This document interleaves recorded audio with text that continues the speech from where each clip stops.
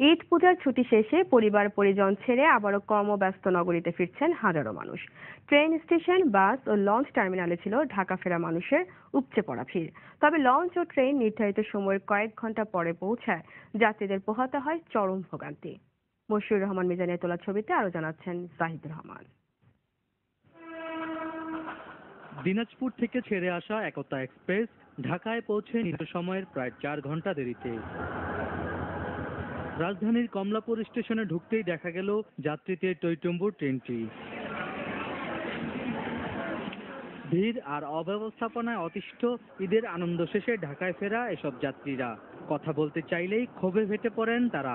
অনেক কষ্ট করে গিয়ে বলার মতো না। 3 ঘন্টা 3.5 ঘন্টা লেট, ভোগান্তি চরম ভিড়, মানে জায়গা নেই। আর সবথেকে বড় কথা হচ্ছে যে লোকাল যাত্রী অনেক বেশি, সংখ্যক লোক, ছাদের উপর তার চেয়ে দ্বিগুণ সংখ্যক লোক। ভিড়, ঈদের পরে অনেকে কাজে কর্মব্যস্ত জীবন, সার্ভিস করে ঢাকায় আসতে হয়েছে। ওখানে ট্রেনের আসলে কোনো ব্যবস্থাই নাই। পেশাবের গন্ধে, পায়খানার গন্ধে পুরা লাগিয়ে তারপর একটাতে 800 জন থাকার কারণের মধ্যে অন্তত 10,000 লোক এক কম্পার্টমেন্টে উঠছে। সবসময় টিভিতে দেখছি যে সমস্যার কথা, আজকে বাস্তবে দেখলাম যে আসলে মানুষগুলো কিভাবে গ্রামের থেকে কষ্ট করে আছে। প্রতি ট্রেনই কেন দেরিতে তা জানতে কথা বলার মতো কোনো কর্মকর্তাকেই পাওয়া যায়নি স্টেশনে। অন্য দিনের তুলনায় শুক্রবার সড়কে বাস চলাচল ও যাত্রী সংখ্যা বেশি। পথে অতিরিক্ত সময় না লাগলেও রুটি রুজির টানে এখনই ফিরে আসায় কিছুটা মন খারাপ পরিবার পরিজন ছেড়ে আসা এসব মানুষের। আগের মতোই, এখনো ঠিক হয় নাই। ঢাকা মিশনের যথাযথ যেভাবে ছিল সেভাবে যাবে। হ্যাঁ, খারাপ তো লাগে। আমরা সবাই এখানেই থাকি। আমি বাসায় গেছিলাম, বগুড়া বাসায় গেছিলাম। খারাপ লাগতেছে, কিন্তু যেতে তো হয় বছরে 2 বার। দক্ষিণ অঞ্চল থেকে গত দুদিনের ভিড়কেও ছাড়িয়ে গেছে সদরঘাট লঞ্চ টার্মিনাল। ঈদ ও পুজোর সঙ্গে বাড়তি ছুটিও শেষ হওয়ায় রাজধানীতে ফিরছেন এসব মানুষ। জাহিদুর রহমান, RTV, ঢাকা। পবিত্র হজ পালন শেষে দ্বিতীয় দিনে দেশে ফিরলেন আরো 335 হাজি। দুপুরে হযরত শাহজালাল আন্তর্জাতিক বিমানবন্দরে সৌদি এয়ারলাইন্সের একটি বিমানে তারা দেশে ফেরেন। হজের সময় বিশ্বকুমার শান্তি দেশ ও কল্যাণ কামনায় মহান আল্লাহ দরবারে বিশেষ দোয়া করা হয় বলে জানান হাজিরা। এদিকে বৃহস্পতিবারের মতো আজও বাংলাদেশ বিমানের ফিরতি হজ ফ্লাইট বিলম্বিত হয়। চলতি বছর সারা বিশ্বের 21 লাখের মতো মুসল্লি পবিত্র হজ পালন করেন। এদের মধ্যে প্রায় 1 লাখ বাংলাদেশে ছিলেন। বাংলাদেশ ও সৌদি সরকারের মধ্যে চুক্তি অনুসারে 50% বাংলাদেশ বিমান এবং বাকি 50% যাত্রী পরিবহন করবে সৌদি এয়ারলাইন্স ও নাস এয়ার। আমাদের কোনো ধরনের কোনো অসুবিধা হয়নি, আমরা খুব শান্তিমতো হজ পালন করতে পারছি। দেশবাসীর মধ্যে সবচেয়ে সুস্থ থাকুক, কামনা থাকুক, ভালো থাকুক, ইসলামের শান্তি বর্ষণ হোক, যা কিছু আছে সবই দোয়া করছি। সারা বিশ্বের মুসলমানের জন্য দোয়া করছি, আমরা যে সুখ শান্তিতে করতে পারি, আমাদের দেশের যে উন্নতি হয়, দেশের সার্বিক পরিস্থিতি যেন ভালো থাকে। বিশ্বে বছরে 10.5 লাখ নারী স্তন ক্যান্সারে মারা যান। এদের মধ্যে 4,20,000 বাংলাদেশের মতো উন্নয়নশীল দেশে। ভালোবাসার বন্ধন ও মানসিকভাবে সহায়তা দিয়ে এই রোগে আক্রান্তদের দীর্ঘদিন বাঁচিয়ে রাখা সম্ভব বলে মনে করেন বিশেষজ্ঞরা। সকালে জাতীয় প্রেস ক্লাবে স্তন ক্যান্সার সচেতনতা দিবস উপলক্ষে মিট দ্য প্রেস অনুষ্ঠানে এসব কথা জানানো হয়। বাহাজিদ আহমেদের রিপোর্ট।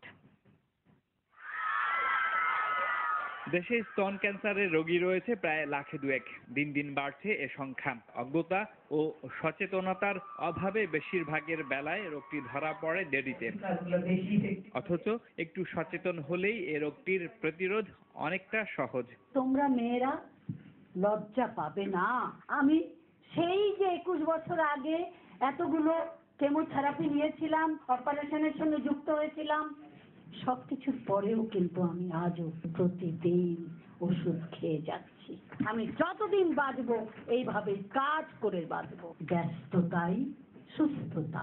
বাংলাদেশের মতো উন্নয়নশীল দেশে ব্রেস্ট ক্যান্সারের ভয়াবহতা ব্যাপক, তাই শুরুতেই রোগ নির্ণয়ে তৎপর হতে হবে। যারা দেরিতে বিয়ে করে বা দেরিতে বাচ্চা নেয় এবং ব্রেস্ট ফিড করে না, যারা বেশি মদ্যপান করেন, যারা একাকিত্ব থাকতে পছন্দ করেন, যারা ফিজিক্যাল এক্সারসাইজ করেন না, যারা শাকসবজি সবুজ ফল খেতে পছন্দ করেন না, বেশি চর্বি জাতীয় খাবার খেতে পছন্দ করেন, তাদের ক্যান্সারের রিস্ক বেশি। স্তন ক্যান্সারের ঝুঁকি কমাতে সন্তানকে বুকের দুধ খাওয়ানোর পাশাপাশি মায়েদের বেশি করে শাকসবজি খাওয়ার পরামর্শ চিকিৎসকদের। তবে সবজিতে ফরমালিন থাকায় রয়েছে ভয়াবহ বিপদ। 16 বছর, 18 বছর, 20 বছর চিন্তাই করা যায় না যে এই বয়সে আবার ব্রেস্ট ক্যান্সার হয় নাকি। আমরা শাকসবজি ফলের ভিতরে কি খাচ্ছি যে কারণে আমাদের দেশে এত কম বয়সে ব্রেস্ট ক্যান্সার। স্তন ক্যান্সারে আক্রান্তদের বাঁচিয়ে রাখতে পরিবার ও বন্ধু বান্ধবের মানসিক সহায়তা খুবই গুরুত্বপূর্ণ। ব্রেস্ট ক্যান্সার হয়েছে বলে আমরা ঘরের কোণে আবদ্ধ হয়ে যাব সেটা না, আপনাদের ভালোবাসা দিয়েই তারা সুস্থ স্বাভাবিক জীবনে ফিরে আসবে। ব্রেস্ট ক্যান্সার সচেতনতা মাস উপলক্ষে চলতি মাসের 1 অক্টোবর থেকে রাজধানীর বঙ্গবন্ধু শেখ মুজিব মেডিকেল বিশ্ববিদ্যালয়ে বিনামূল্যে মেয়েদের ব্রেস্ট ক্যান্সার শনাক্ত করতে মেমোগ্রাফি পরীক্ষা কার্যক্রম শুরু হয়েছে। চলবে 31 তারিখ পর্যন্ত। বাইজিদ আহমেদ, RTV, ঢাকা। নির্দল ও নিরপেক্ষ সরকারের দাবি পূরণে সরকার কর্ণপাত না করলে আগের চেয়ে আরো কঠোর আন্দোলনে যাবে বিএনপি। আর সেই আন্দোলনের মাধ্যমে সরকারের পতন ঘটানো হবে বলে হুঁশিয়ারি দেন দলের ভারপ্রাপ্ত মহাসচিব মির্জা ফখরুল ইসলাম আলমগীর। যদি বোধোদয় না হয় তার ভোট চাইতেও আরো তীব্র আন্দোলন তারা দেখবে এবং সেখানেই তাদের পতন অনিবার্য হবে। জাতিসংঘের অধিবেশন করে আসবেন, ফলাও করে সব প্রচার হচ্ছে যে জাতিসংঘে বান কি মুনের সঙ্গে দীর্ঘক্ষণ আলোচনা হয়েছে, তিনি একবারও নতুন নির্বাচনের কথা বলেননি বা তিনি আপনার এই সরকারের বিরুদ্ধেও কোনো কথা বলেননি। জাতিসংঘে মহাসচিবের সঙ্গে 5 মিনিট ফটো সেশন হয়েছে, কোনো আলোচনা হয়নি। এটা এখন তো পত্র পত্রিকা কাগজে ডকুমেন্টের সবাই। আমেরিকার প্রেসিডেন্টের সঙ্গেও একইভাবে শুধু ফটো সেশন হয়েছে, আর কিছু হয়নি। ভারতের প্রধানমন্ত্রী মোদীর সঙ্গে 15 মিনিট শুধু আপনার সৌজন্যবোধ প্রেজেন্টারি আপনার বিনিময় হয়েছে, সৌজন্য বিনিময় হয়েছে, কোনো আলোচনা হয়নি। যারা জঙ্গিদের নিয়ে জোট করে তাদের কাছে দেশ নিরাপদ নয়।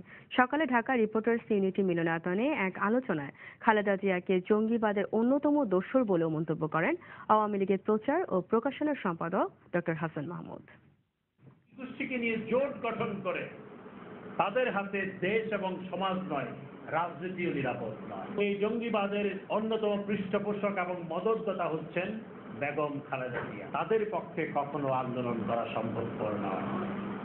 অতীতেও তারা যেটি করেছে সেটি কোনো আন্দোলন নয়, সেটি ছিল সন্ত্রাসী কর্মকাণ্ড। টাঙ্গাইলের মির্জাপুরের সোহাগপাড়া গ্রামে দুর্বৃত্তদের আগুনে পুড়িয়ে মা ও 3 মেয়ের হত্যার ঘটনায় এ পর্যন্ত 8 জনকে গ্রেপ্তার করেছে পুলিশ। তবে মামলার প্রধান আসামি জাহাঙ্গীর আলম এখনো পলাতক রয়েছেন। বখাটে জাহাঙ্গীরের ছোট ভাই হানিফ মিয়াকে জিজ্ঞাসাবাদের জন্য পুলিশ 3 দিনের রিমান্ড আবেদন করলে টাঙ্গাইলের জ্যেষ্ঠ বিচারিক হাকিম লুনা ফেরদৌসের আদালত তা মঞ্জুর করেন। এদিকে গ্রেপ্তারকৃত রিকশা চালক আলী হোসেন আদালতে 164 ধারা জবানবন্দি দিয়েছে বলে জানিয়েছেন জেলা পুলিশ সুপার। জাহাঙ্গীরের বন্ধু সুশান্ত, খালা রহিমা, ফুফা নান্নু ও খালাতো ভাই থানায় রয়েছে। গেল মঙ্গলবার টাঙ্গাইলের মির্জাপুরের সোহাগপাড়ায় বিয়ের প্রস্তাবে রাজি না হওয়ায় মা ও 3 মেয়েকে পুড়িয়ে হত্যা করে দুর্বৃত্তরা।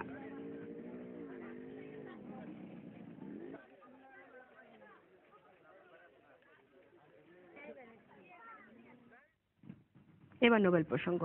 এবছর শান্তিতে নোবেল পেলেন পাকিস্তানের বিশ্ব বালিকা নারী শিক্ষা বিস্তারের সাহসী কর্মী মালালা ইউসুফজাই। মাত্র 17 বছর বয়সে নোবেল পুরস্কারে ভূষিত হয়ে ইতিহাস সৃষ্টি করল তালেবানদের মৃত্যু পরোয়ানা নিয়ে বেঁচে থাকা এই বালিকা। তার সঙ্গে যৌথভাবে এই পুরস্কারে ভূষিত হলেন ভারতের শিশু অধিকার কর্মী কৈলাস সত্যার্থী। আজ নরওয়ের রাজধানী ওসলোয় শান্তিতে নোবেল জয়ীদের নাম ঘোষণা করা হয়। বিস্তারিত থাকছে ইমরুল হাসানের রিপোর্টে। নোবেল পুরস্কারের ইতিহাসে এ যেন এক নতুন অধ্যায়। এবছর শান্তিতে নোবেল পুরস্কারে এমনই দুজনের নাম ঘোষণা করে নরওয়ের নোবেল কমিটি, যাদের একজন মুসলমান, অন্যজন হিন্দু, যাদের একজন বয়সে একেবারে নবীন, আরেকজন প্রবীণ, যারা দুজন চিরপ্রতিদ্বন্দ্বী 2 দেশের নাগরিক, তবে তাদের কাজের ক্ষেত্র একই। এদের একজন 17 বছর বয়সী পাকিস্তানের বিস্ময় বালিকা মালালা ইউসুফজাই, অন্যজন ভারতের শিশু অধিকার কর্মী 60 বছর বয়সী কৈলাস সত্যার্থী। মূলত নারী শিক্ষা সহ শিশু শিক্ষার অধিকার রক্ষার্থে কাজ করার স্বীকৃতি স্বরূপ যৌথভাবে এই পুরস্কারে ভূষিত হলেন মালালা ও কৈলাস। একই সঙ্গে সবচেয়ে কম বয়সে নোবেল পেয়ে ইতিহাস গড়ল মালালা। এক প্রতিক্রিয়ায় মালালা বলেন, নোবেল শান্তি পুরস্কার গ্রহণের সময় ভারত ও পাকিস্তানের দুই প্রধানমন্ত্রীর উপস্থিতি প্রত্যাশা করেন তিনি। But this is not the end. This is not the end. This is not the end of this campaign which I have started. I think this is really the beginning. পাকিস্তানের এই বিস্ময় বালিকার জন্ম 1997 সালে সোয়াতে। মাত্র 11 বছর বয়সে নারী শিক্ষায় তালেবান জঙ্গিদের বাধার বিষয়ে বিবিসি ব্লগে লেখালেখি শুরু করে সে। এজন্য 2012 সালের 9 অক্টোবরে তাকে গুলি করে তালেবানরা। পাকিস্তানে অস্ত্রোপচার শেষে উন্নত চিকিৎসার জন্য নেওয়া হয় যুক্তরাজ্যে। এই ঘটনা বিশ্বজুড়ে আলোড়ন সৃষ্টি করে। মালালার স্বপ্ন সফল করতে 2012 সালের 10 নভেম্বরকে মালালা দিবস ঘোষণা করে জাতিসংঘ।